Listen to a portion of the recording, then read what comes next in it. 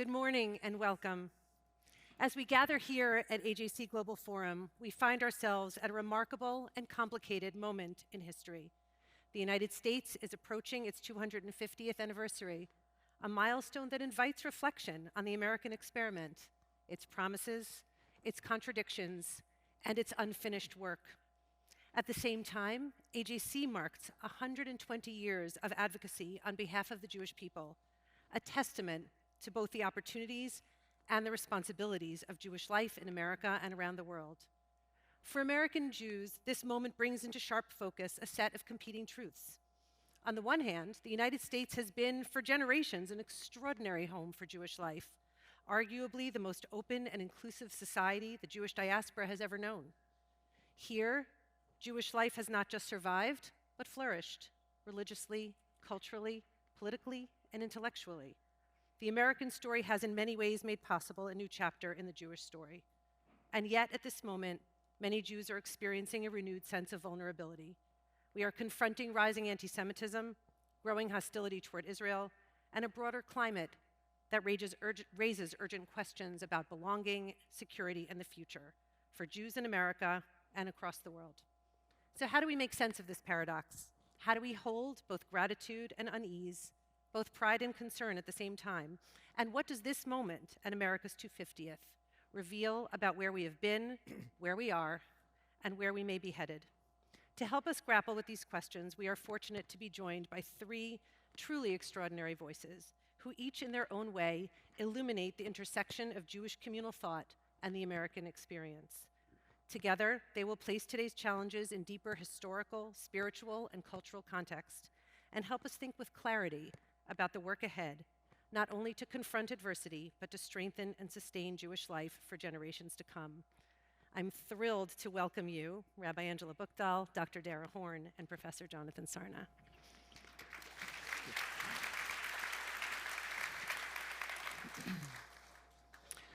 I want to start on a personal note.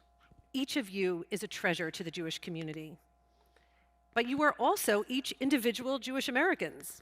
What does this milestone of America at 250 mean to each of you personally? And let me start with you, Rabbi Angela, and we're going to go with first names after this round. Great. Thank you, Laura. I'm glad we get to start personally because I'm sitting next to the father of American Jewish history, and I would rather speak personally because he'll tell you all the real expertise. But I'll begin with the fact that I am an immigrant, and my country of birth, which was Seoul, South Korea, when I was born there, even though I actually had a Korean mother, the fact that I had a Jewish American father meant that I wasn't a citizen of the country in which I was born. There was no birthright citizenship there, and lineage was traced through your father's line. So I was not a citizen of the country in which I was born. And I think we also know what it's like to have a country, on my Jewish side, my Romanian Jewish ancestors, in the late 1800s, after the Enlightenment, when Romania was pressured to give citizenship to its Jewish citizens, out of about 250,000 Jews in Romania, they gave citizenship to about 1,000. It was just a piecemeal kind of a symbolic gesture. And my relatives were not given citizenship. And I could see on their identity papers, which we have when they came through Ellis Island, that their Romanian documents said that their nationality was an M for Mosaic, meaning they were never going to be Romanian. What the promise of America means to me personally is a country that said, your citizenship here is not about your race, it's not about your religion, it's not about an ethnicity, it is about a covenantal constitutional ideology. And if you believe in this ideology, you can be fully American. That was not a promise I could do in Korea. That was not a promise that my ancestors could have in Romania or Ukraine or the many other places that Jews have come from.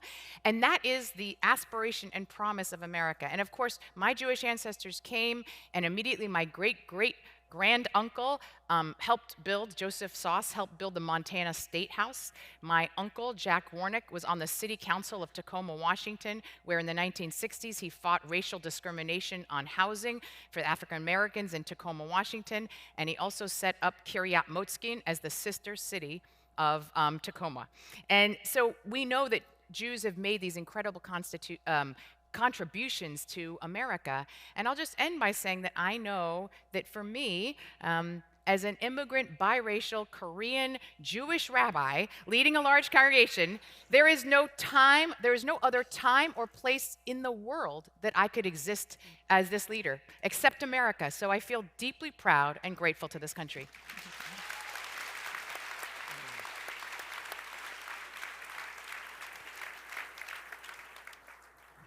Jonathan. I wouldn't want to have to top that. I'm actually the first member of my family born in the United States. My parents came with a lot of intellectual capital after World War II, but with no financial capital.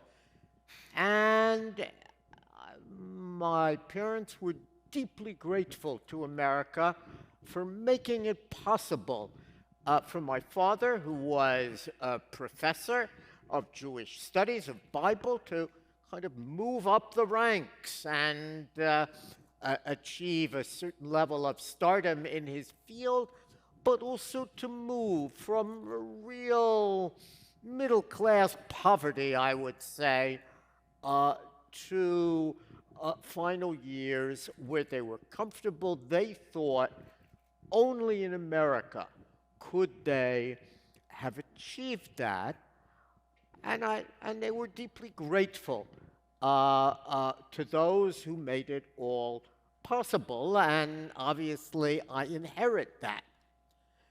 Now, I'm reminded of other moments, and I know we'll get to that. There was a senator, his name was Carl Schurz, in the 19th century. Jews liked Senator Schurz. He had many Jewish friends, and he was horrified by the rise of anti-Semitism. And he said, I think to a Jewish audience, America, when right, to be kept right. When wrong, to be made right. And in many ways, I think that is being my mantra.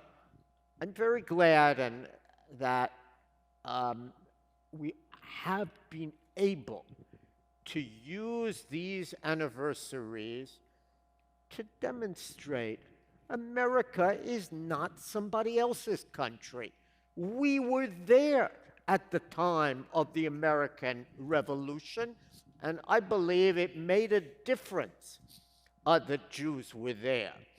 And in that respect, this is another opportunity, I think, to look back, learn from our past, and move forward to the future.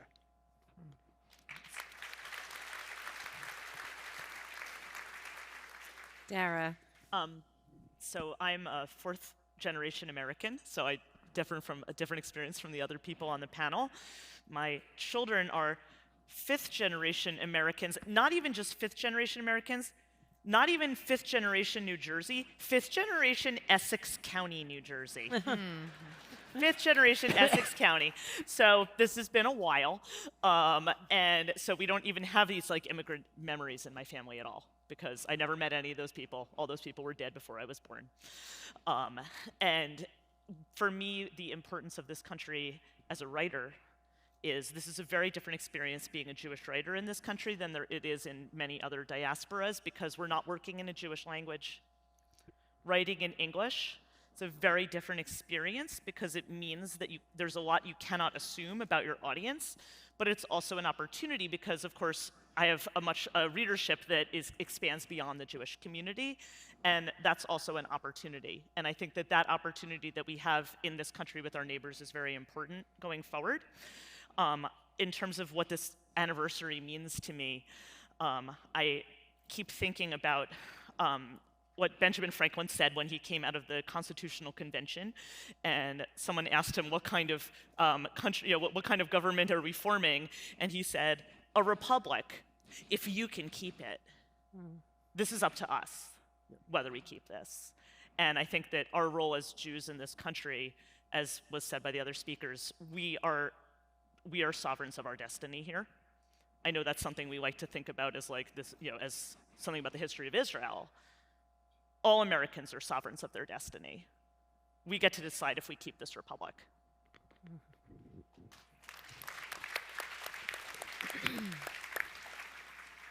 Jonathan, I'm going to turn to you as our historian, truly our treasured American Jewish historian. When you place this moment in the larger arc of American Jewish history, both in terms of the anti-Semitism and in terms of the incredible vibrance and creativity of the Jewish community, what feels familiar in this moment, and what, if anything, genuinely feels new or different this time? I think the history of anti-Semitism in America has actually been cyclical, with ups and downs. An earlier generation, and a lot of people in the American Jewish community knew that for a long time, but then in the post-war era, we had this extraordinary 50 years between, say, 1950 and 2000, where every decade seemed better for Jews than the decade before. New milestones, things that were unimaginable happened, leading to 2000, when there was indeed the president of Harvard was Jewish, and Joe Lieberman was nominated as vice president of the United States. So a whole generation grew up assuming that was the trajectory, and anti-Semitism was something for people like me to study, historians who study irrelevant things. Now, when I think of this moment, I think back at the two previous moments when anti-Semitism rose dramatically, surprising, disappointing Jews. One was in the late 19th century. We had the Gilded Age. Jews had suddenly emerged. America, in the immediate post-Civil War years, was a much better place. And then you had the 1877 election, often just remembered for the rise of Jim Crow, but parallel to the rise of Jim Crow is a great rise in anti-Semitism. The very word comes to America, and lots of Jews find, to their astonishment, that things have gotten much worse. Hotels that they once could go into, now Oscar Strauss. It's not Oscar Strauss, sorry. Seligman, Joseph Seligman, nominated to be Treasury Secretary. Joseph Seligman, one of the most prominent Jews in the world, really, is denied entry because he's a Jew. Coney Island denies them. Clubs. And we could talk a long time about the disappointment of Jews, about how some Jews decide, oh, we haven't gone far enough in assimilating. Maybe let's go further. Let's give up the name Jew. Let's take on some other name. Or let's become ethical culturalists. But when I look back, that's not who I remember. I remember two people, and there are many more, who said, no, we're going to strengthen Jewish life. They were both young. You know their names. One was Henrietta Zold. She was, yeah, I know, you don't remember she was once young, but Henrietta Zold, in the late 1870s, and first she educates Jewish immigrants, and then she takes on the Jewish Publication Society and publishes books. And they transform America, really. And the other is Cyrus Adler. Cyrus Adler, who's even younger than Henrietta Zold, when he's transformed in many ways by this unexpected anti-Semitism, and to the end of his life, he will be involved in one Jewish organization after another that educate and strengthen the American Jewish community. Of course, he was involved with AJC as well. So that there's a lesson there. It's not always the people who the mass response, but young people who take the future and shape it. And the same thing happens after World War I, when the Jewish community is petrified. Henry Ford, one of the most prominent of Americans, you saw some of those slides, goes on an anti-Semitic campaign. And there are lots of places the Jews can't live anymore, places that never had anti-Jewish quotas, like Harvard University suddenly has them. But again, when we look back, it's those people who strengthened Jewish life during those years, built remarkable synagogues, created the Zionist movement, and created important institutions and brought Jewish libraries to America. Those people ended up shaping the post-war golden age that we talk about. It didn't just happen. The roots of that golden age trace back to a very bleak period of the interwar years. And my hope is that we will be able to say the same thing. We are now training Jewish leaders who will be the leaders of the future. We wondered where they're going to come from. They're those people on college campuses. Some, I think, in this room, Yes. who are the future leaders of the community. We're transformed by anti-Semitism and will create a stronger community in the 21st century. And I think it's that sense of how do we build a better future that should be our central agenda, as it was on those two previous occasions.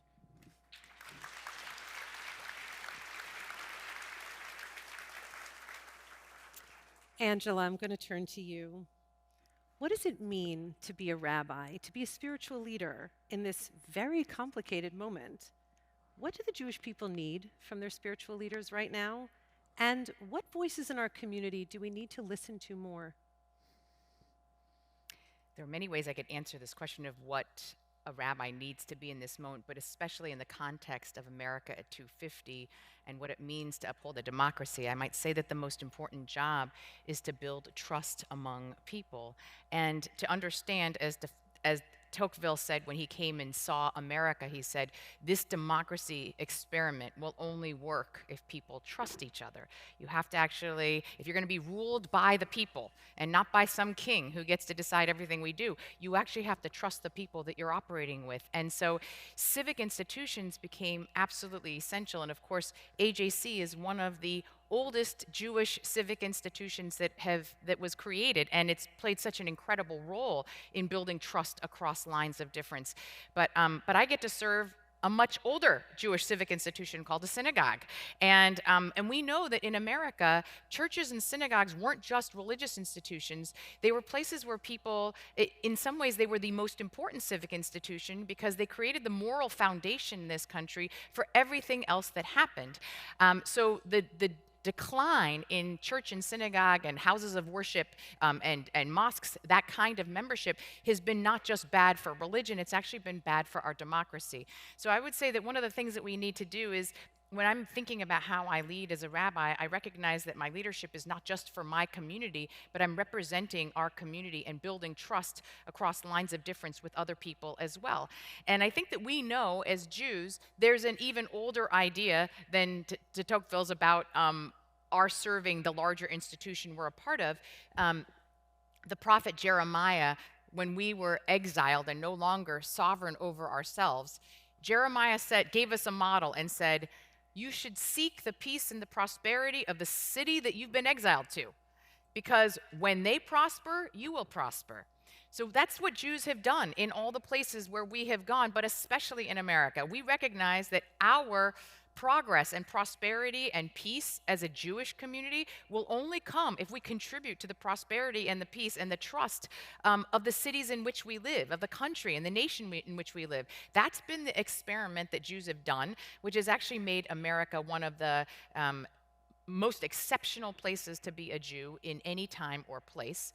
But that has meant upholding the larger principles that have created trust in our democracy, which includes freedom of speech, which includes separation of church and state, which includes the pursuit of dignity and self-respect for all peoples. So the Jews have to be engaged in that project. And as we build that trust, both within our own communities, but also outside of it, we're reminded that our self-interest is not just for ourselves, it is for the larger institutions in which we serve and for our larger nation. And when we help that democracy prosper and flourish, as rabbis, as religious leaders, we help everyone.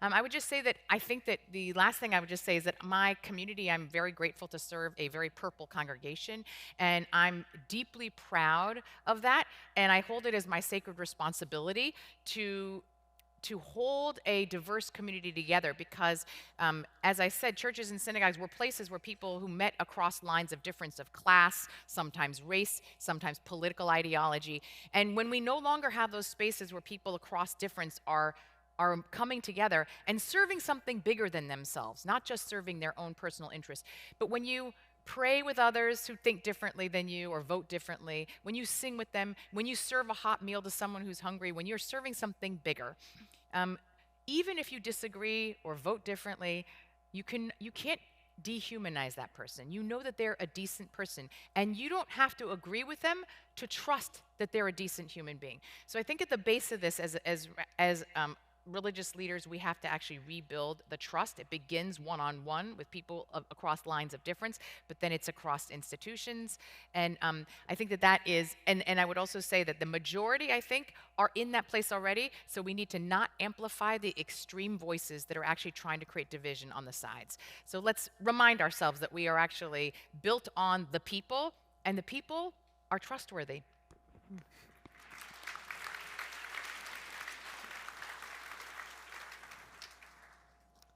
Dara, our storyteller. For generations, American Jews have told a story of America as the exception to Jewish life in the diaspora. America was the golden Medina, the golden land, that offered Jews not only safety, but the opportunity to thrive in ways we never had before. Was that the right story to tell? And does this moment require us to rethink our story, or maybe change it for the future? So, as your question suggests, I'm a person who wrote a book called People Love Dead Jews. I'm like a prophet of doom. So that's like my role on this stage. It's actually even worse than that. My next book has an even worse title. It's The Final Solution to the Jewish Question. It's out in September. But so yes, prophet of doom. Are we telling the wrong story? We need a new story. Yes. Short answer, yes, we need a new story. Or short answer, no, that's not the right story anymore. And it was the right story then. I'm going to go back to what was said earlier about this idea of this golden age that we've all benefited from post-World War II. As Jonathan pointed out, this golden age doesn't emerge like magically. This didn't happen because a bunch of non-Jews felt bad about the Holocaust. There's actually sociological surveys from the late 1940s and early 50s that show non-Jewish Americans, they did not care about the Holocaust. This did not make them less anti-Semitic. If anything, they were like, if there's smoke, there's fire. People hate those people so much, maybe there's a reason. Absolutely had no effect, and there was an enormous amount of anti-Semitism after World War II. This changed for a very specific reason because of American Jewish activism, led by groups like AJC, that were fighting for civil rights legislation and policy changes and lobbying their lawmakers. Here's what's interesting. What that looked like after World War II, there were two pieces of it. One was work by groups like the AJC, which was civil rights legislation, which were pushing for what then was called like a colorblind approach to American civil rights. basically making it, for example, making it illegal to ask certain questions on job applications, right? Things like that, you know, making it illegal steering and redlining for real estate, for example. But think about that approach for a minute. It was extremely appropriate and important then. But ultimately, that approach all that approach did was make it possible for Jews to pass. That's what it did. It did nothing to disrupt the idea that your neighbors are going to assume you're disgusting. All it did was make it possible for you not to tell anyone that you're Jewish. This is almost like what later happened in the United States military with gay military personnel, don't ask, don't tell. But of course, gay rights organizations later pointed out that don't ask, don't tell is actually homophobic policy because it's accommodating homophobia. These policies that groups like AJC took on at that time, in a sense, were accommodating anti-Semitism, right? By making it possible for Jews to pass, which was a completely appropriate thing to do at the time. That was one prong that happened after World War II. Another was sort of a decision among American rabbis to rebrand Judaism as a religion. Right? And this is something that happened with rabbis like Milton Steinberg. These are rabbis who wrote these very popular books about, basic Judaism. There was Will Herberg wrote that book, Protestant Catholic Jew. It was sort of really trying to rebrand Jews as a religion, as opposed to what they had been called by the Nazis as a race. And this was a time that was very appropriate at the time because this is, after World War II, America's facing off with the godless Soviets, right? There's a religious revival. This has made sense. The problem now is that this has made it impossible for American Jews to understand what they are facing today, because what we are facing today is an attack on the idea of Jewish peoplehood. And if you've never heard of Jewish peoplehood, that doesn't make sense. So what I'm doing, I've started a new nonprofit organization. It's called the Tell Institute. It's an educational program for it's public schools, private schools, and also in Jewish community settings like in synagogues, bar and bat mitzvah programs. It's a short set of 8 lessons. It's a crash course in Jewish civilization.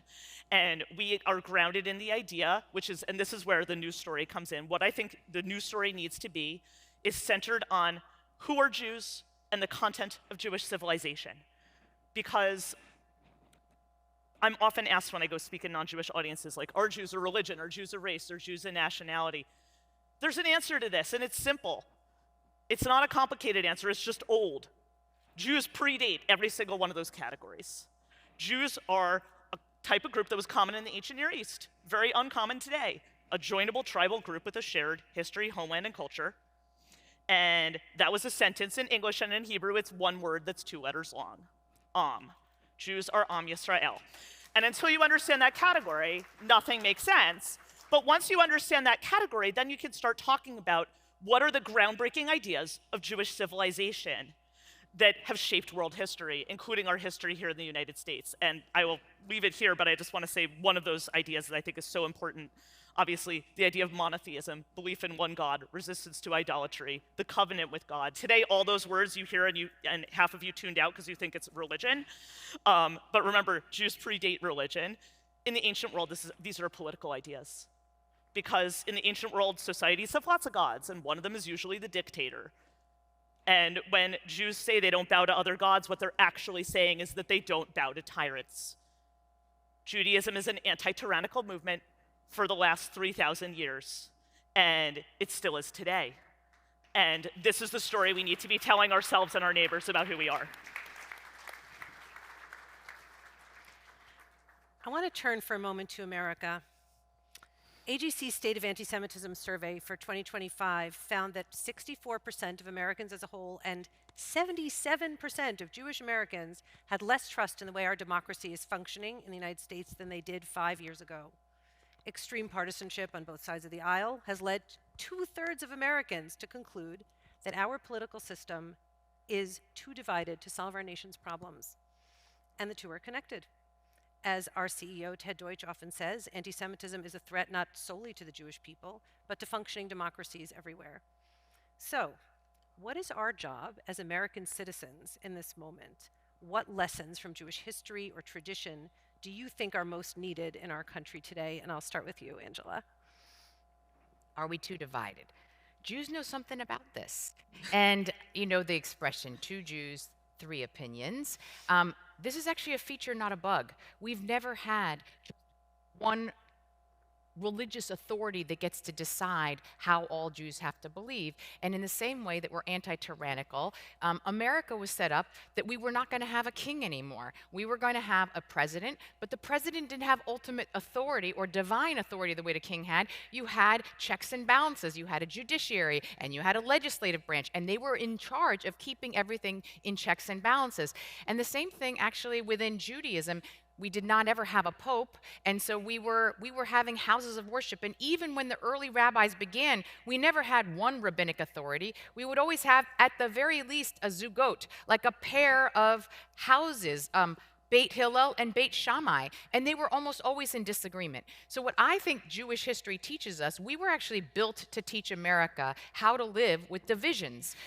We created the idea of machloket l'shem shamayim, which is arguments for the sake of heaven, which means we don't divide over things that are not worthwhile, but over the things that actually good Americans, good faith Americans can disagree about immigration policy. They can disagree about how we should diversify and bring equity to our country. These are reasonable arguments for the sake of heaven. But what we need to remind people that Jews have been able to do for a very long time is to learn how to argue well with each other and to understand that those arguments don't undermine our democracy. They're actually at the center of our democracy. And when you don't have disagreement, where we don't understand how to disagree with each other, we cannot sharpen each other's ideas. It is in disagreement that we actually get closer to truth. So let's not be afraid of the disagreement. Let's actually enter into it in a civil way. And we Jews, we know how to do this. And that's, I think, our contribution to democracy in this divided moment. Jonathan. Yeah. I'm writing a book now, a new book starting on George Washington's letter. And those who know George Washington's letter to the Jews of Newport know that it ends with what seems like a throwaway biblical line, own vine and fig tree, and none shall make them afraid. But actually, that interpretation of that phrase, that what it means is, I can have my view, you can have your view, you won't find that before the founders in the 18th century. And if you look up your mikraot gedolot, your many interpretations of that verse, it's certainly not used as an expression of diversity.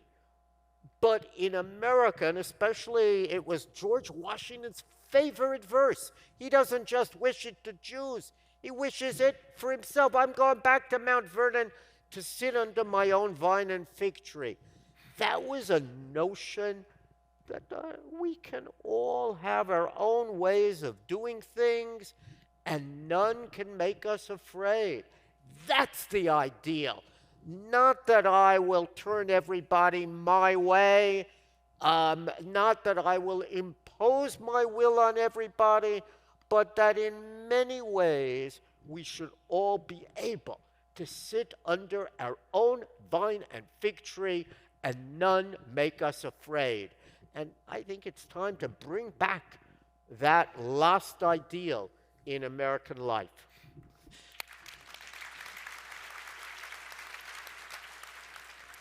Dara.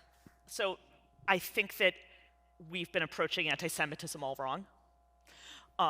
We've often been treating it like it's a bias, like it's a matter of disagreement, perhaps, or like it's just a prejudice. And often the way we try to teach people not to be anti-Semitic is we say, oh, we see this group of people over here, they're just like you and me, they're just like everyone else. Jews spent 3,000 years not being like everyone else. Uncoolness is Judaism's brand.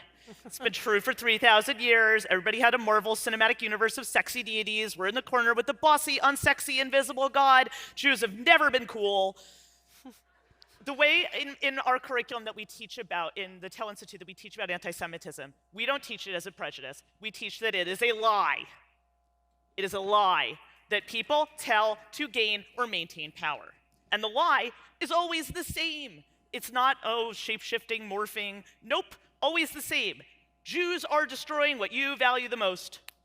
The only thing that changes is what you value the most. In different social circles, different eras, the whole point of our curriculum was pattern recognition, and in each era, each place, the lie is accelerated through new media. Today we think of new media, social media, AI. It's also the printing press. It's scrolls, right? It's radio. New media is the Wild West, where what makes you credible is how many people have heard you say it loud enough, right? And so ultimately, the skill that we are training with people with is that millions of people can be wrong. And also, you're the mark for this lie. Because ultimately, this is a lie that's told by people who are opposed to what Jews represent. The history of anti-Semitism is intimately connected to the content of Jewish civilization, because when you have an anti-tyrannical movement, it pisses off tyrants. When you have a nonconformist movement, it pisses off dominant societies that need everybody to agree with them. This does become, as Angela says, this sort of test case for a pluralistic society. And ultimately, what we are teaching people is the courage to stand up to manipulation. And this is the skill we need to be teaching going forward, is how to withstand a lie. And that is something that we have a lot of experience with in Jewish history.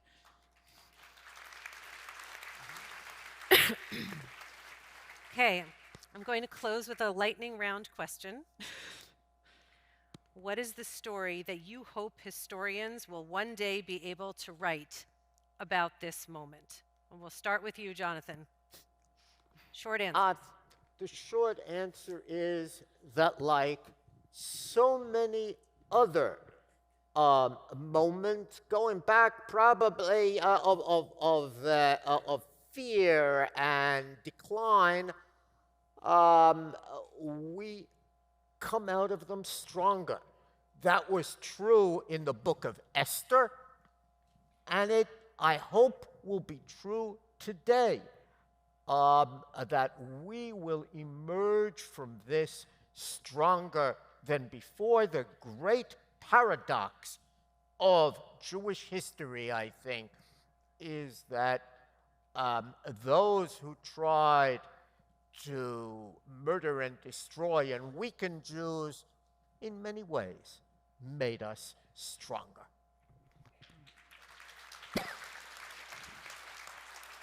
Dara. So this is a moment for courage. I am amazed by how afraid people are. You talked about George Washington. How many times I speak in college campuses and other settings where someone's heckling me, and I respond to them and they just sit down. They're done. It's not hard to pop this balloon. It's not. What you need to pop this balloon is not knowledge, it's not 10,000 talking points, it's courage. That's all you need. And so what I hope this will be a moment is when the Jewish community finds its spine again. The Jewish community is not accommodating and trying to find ways to pass or to blend, but where we bring 3,000 years of courage and freedom and never bowing before tyrants to all of the people in this country who all need it just as much as we do.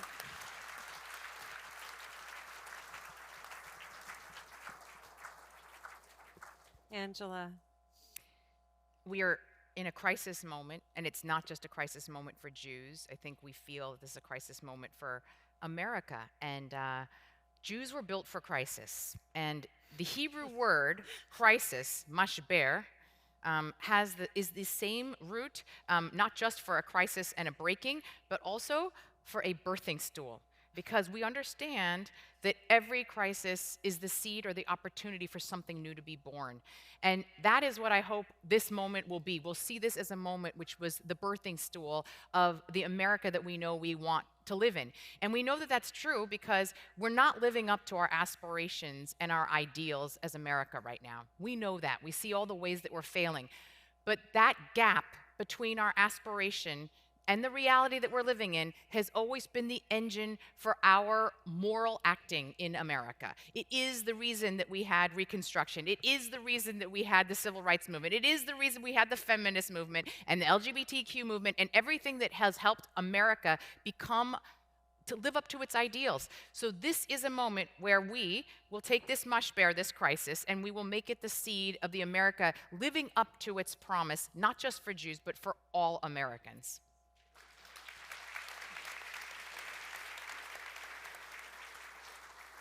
Thank you so much, Jonathan, Dara, and Angela, for this incredible conversation. I know I speak for our entire audience here today when I say I feel energized, I feel uplifted by your words, I feel eager to take on the challenges of this moment as Jews, and I feel strengthened in our continued belief in the promise of America. At this time, Rabbi and Chazan Angela, I would like to invite you to lead us in song as Dara, Jonathan, and I leave the stage. Okay. You guys can go, I think. I think you guys can go this way. Which way? Yeah. You'll follow it. Yes, you get it. Although if you want to join me, Dr. Sarna, I would be very happy to have you join. Thank you.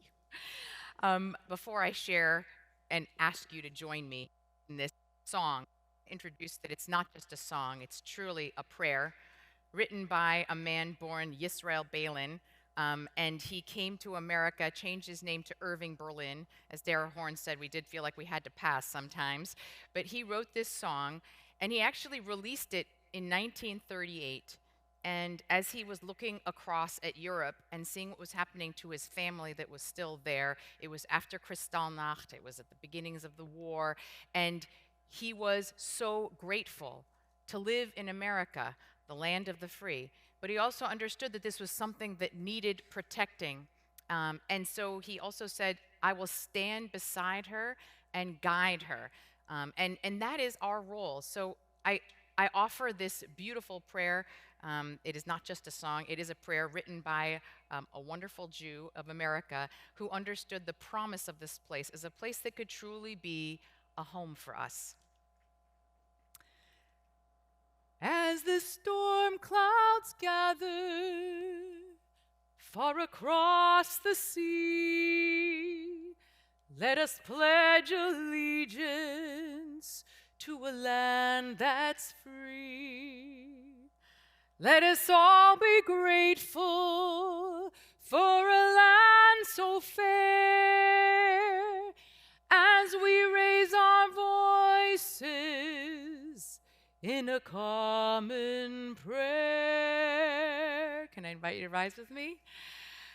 God bless America, land that I love. Stand beside her and guide her through the night with a light from above, from the mountains to the prairies, to the oceans, white with foam.